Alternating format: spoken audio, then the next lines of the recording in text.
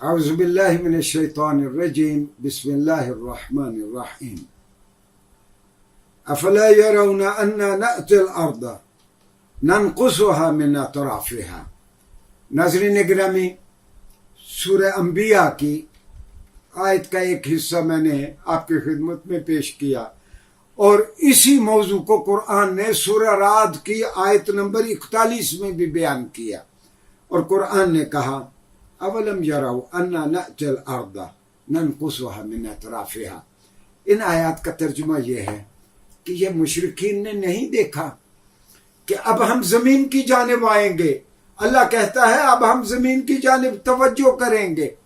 ننقصها من اطرافها، زمین کو اس کی ایکسٹریمٹی سے، اس کے کناروں سے ہم چھوٹا کرتے رہیں گے. ناظرین گرامی، یہ 1450 سال پہلے ہمیں وارننگ دے دی گئی. اچھا، اس وقت آپ تصور کریں اگر سمندر 0.8 انچ اگر ہر سال اس کی سطح اونچی ہوتی ہے، لیکن 2013 میں سمندر 2.5 انچ اونچا ہوا تو قیامت برپا ہو گئی دنیا میں. یہ 1450 سال پہلے سمندر آج کے مقابلے میں کم و بیش 100 فٹ نیچے ہوگا یا اس سے بھی زیادہ نیچے ہوگا. اور اس وقت ہمیں وارننگ دی گئی. اللہ نے کہا کہ ان قریب ہم زمین کی جانب توجہ کریں گے اور زمین کو اس کے کناروں سے ہم چھوٹا کرتے رہیں گے. ناظرین گرامی، آج یہ آیت ہم کو سمجھ آئی.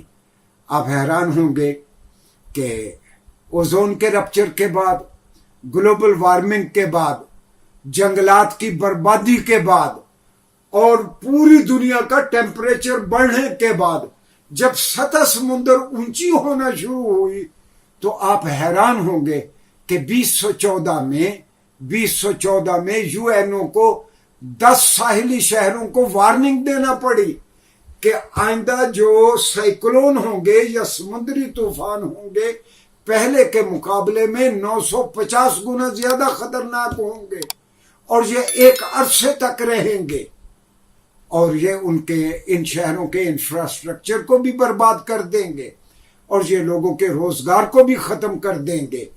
ناظرین گرامی، مسلمان ملکوں میں مجھے صرف ایک انڈونیشیا نظر آیا جنہوں نے اس سے سبق حاصل کیا، اور انہوں نے جکارتا کو ہائی لینڈز پہ شفٹ کرنا شروع کر دیا. چند سالوں میں جکارتا پورے طور پر سطح سمندر سے اونچی جگہ پہ شفٹ ہو جائے گا. ہاں، اس پوری گزشتہ 50 سالوں کے مفسرین نے ان آیتوں کو کس طرح دیکھا.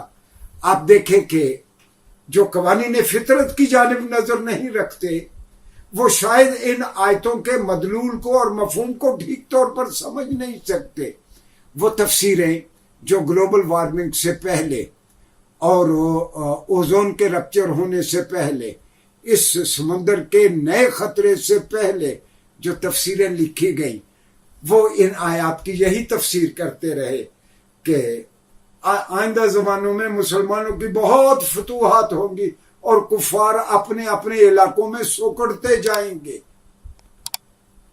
ہاں، جن لوگوں نے گلوبل وارمنگ دیکھی اور سمندر کے خطرے کو محسوس کیا that the sea is going to swallow more dry lands، سمندر آئندہ بہت ساری زمینوں کو ہڑپ کرنے والا ہے.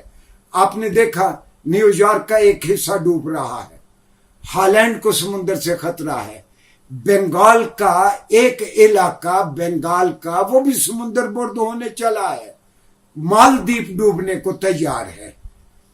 اس کا مطلب یہ ہے کہ ہم اس ایکالوجی کے پرابلم پہ نظر کریں. یہ ہمارا قومی، ملی اور انسانی فریضہ ہے کہ ہم زیادہ سے زیادہ جنگلات اگائیں اور یہ گلوبل وارمنگ کے فنامنے کو، اس طریقہ کار کو ہم روکنے کی کوشش کریں کہ اس دھرتی پہ گرمی مزید نہ بڑھے تاکہ انسانوں کی زندگی کو خطرہ نہ ہو. قرآن کریم تو ایک ایسی کتاب ہے جو شفا ہے. یہ حضرت قتادہ کہتے تھے کہ یہ قرآن کریم آپ کی بیماریوں بھی بتاتا ہے اور بیماریوں کا علاج بھی بتاتا ہے. تو قرآن کریم نے انسانوں پہ جو افتاد پڑنے والی تھی اس کی جانب اشارہ کر دیا کہ اللہ تعالیٰ نے کہا کہ آئندہ زمانے میں سمندر بہت ساری ڈرائی لینڈز کو ہڑپ کر لے گا. اب ہماری ذمہ داری ہے، دنیا بھر کے سارے ملکوں کی ذمہ داری ہے کہ اوزون کو فردر رپچر ہونے سے بچایا جائے، جنگلات زیادہ سے زیادہ لگائے جائیں تاکہ انسانی زندگی کو آئندہ دنوں میں خطرات لاحق نہ ہوں. شکریہ جی.